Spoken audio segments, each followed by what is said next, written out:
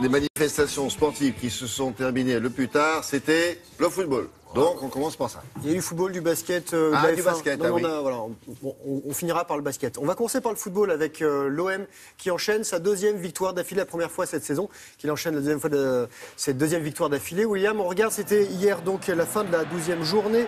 Courte victoire, mais victoire quand même pour l'OM qui est allé battre Nantes 1-0. But de Nkoudou face à son ancien club. Les Nantais concèdent sur leur terrain leur première défaite en 4 matchs de championnat.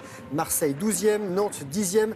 1-0 pour Monaco également qui a battu Angers, but de Pasalic. Troisième succès de suite pour les Monégasques, 6e du classement. Angers est 3e derrière le PSG et Lyon. Il y a noté le 0-0 entre Nice et Lille. Rugby, la colère de Bernard Laporte. Ses joueurs toulonnais sont allés perdre à Grenoble 33-29 malgré 4 essais. 7e journée du championnat de top 14. Les Isérois ont inscrit 3 essais et ont pu compter sur le pied de Wisniewski. Toulon, 8e du classement. Grenoble, 6e.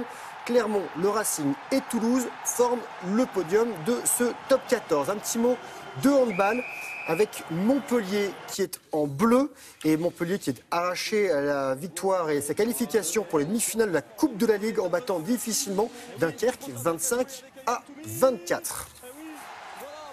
Alors si vous vouliez voir une belle affiche de tennis hier, William, il fallait être à Bâle en Suisse. C'était Roger Federer face à Rafael Nadal. Ils se sont rencontrés de nombreuses fois et là, c'est une nouvelle fois. Federer qui gagne, je dis une nouvelle fois parce que regardez, Federer soulève le trophée à Bâle pour la 7e fois de sa carrière. Le Suisse disputait sa 11e finale ici et il a mis fin à 3 ans et demi de défaite face à Rafael Nadal. 34e victoire, 34e rencontre entre les deux hommes et le Mallorquin est toujours devant. Il mène 23 victoires à 11. Le Federer s'est imposé hier 6-3, 5-7. 6-3.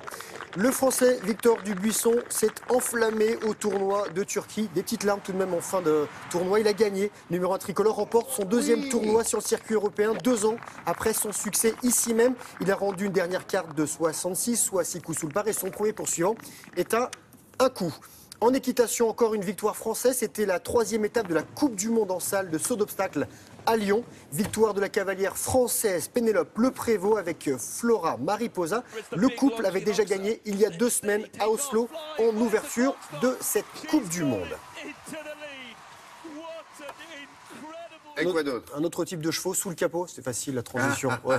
De la F1 avec le Grand Prix du Mexique. Regardez, c'était la 17e et antépénultième rendez-vous, le 17e antépénultième rendez-vous de la saison. Nico Rosberg s'offre sa 12e victoire et l'Allemand a devancé son coéquipier, champion du monde, le Britannique Lewis Hamilton. Le Suédois Bottas complète ce podium. Regardez, William, il ne fallait pas avoir peur du ridicule. Oui. De l'autre côté de l'Atlantique, toujours, basket NBA, Boris Diaw, ici à l'œuvre, avec Tony Parker et leurs coéquipiers des Spurs, sont allés battre Boston 95-87.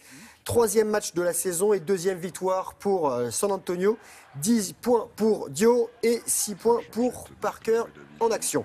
Et on va terminer, on va rester de l'autre côté de l'Atlantique, donc aux États-Unis, avec le marathon New York. Près de 50 000 participants. C'est le Kenyan Stanley Biwott qui s'impose en 2 heures, 10 minutes, 34 secondes. Et chez les dames, c'est sa compatriote Marie Keitany qui s'impose 14 minutes plus tard. Ça fait du 18-19 km/h de moyenne. Donc on salue ces coureurs et tous ceux qui courent tous les week-ends. Oui, vous pensez à quelqu'un en particulier? Oui. Merci beaucoup.